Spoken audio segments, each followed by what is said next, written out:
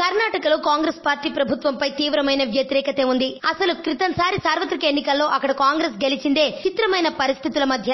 యడ్యూరప్ప వెళ్లి వేరే పార్టీ పెట్టుకోవడం, రాష్ట్రమంతా పోటీ చేయడం కమలం పార్టీని దెబ్బతీసింది. అలాగే శ్రీరాములు వంటి వ్యక్తి వేరు కుంపటి పెట్టుకోవడం కూడా బీజేపీ అవకాశాలను అక్కడ దెబ్బతీసింది. అలాంటి పరిస్థితుల నడుమ కాంగ్రెస్ విజయం సాధించగలిగింది, ప్రభుత్వాన్ని ఏర్పాటు చేయగలిగింది. ఆ తర్వాత లోక్సభ సార్వత్రిక ఎన్నికల్లో కమలం పార్టీ కర్ణాటకలో పూర్తి ఆధిపత్యాన్ని సాధించగలిగింది.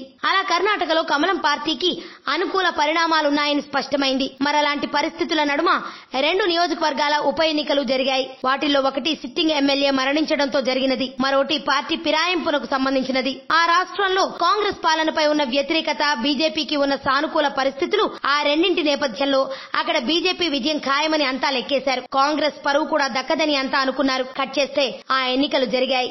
2 నియోజకవర్గాల్లోనూ కాంగ్రెస్ విజయ దుందుభి మోగించింది. ఆ ఎన్నికల్లో జేడీఎస్ పోటీ చేయలేదు. పరోక్షంగా కాంగ్రెస్ కు సహకరించిందని బీజేపీ వాళ్లు నెత్తినోరు బాదుకున్నారు. ఏదైతేనే ఆ 2 స్థానాల్లో కాంగ్రెస్ గెలిచింది. మరి రేపటి అసెంబ్లీ ఎన్నికల్లో మళ్లీ కాంగ్రెస్ గెలుస్తుందా అంటే చెప్పడానికి లేదు.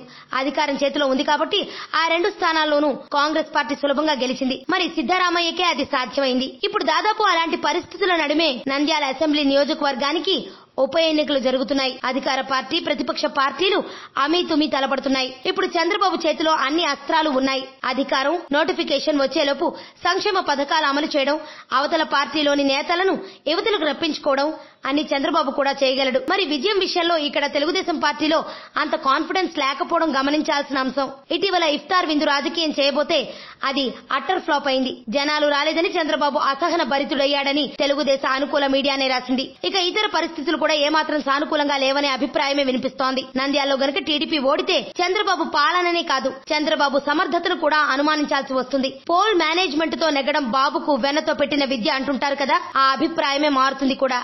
అంతుచిక్కని రహస్యాలు, మరెన్నో మనకి తెలియని పురాతన కట్టడాలు, వాటి వెనక దాగిన నిజాలు, పూర్వీకుల ఆచారాలు, మరెన్నో మూఢ విశ్వాసాలు, ఇలా కాలగర్భంలో కలిసిపోతున్న రహస్యాల కొరకు సబ్స్క్రైబ్ చేయండి రహస్యవాణి ఛానల్.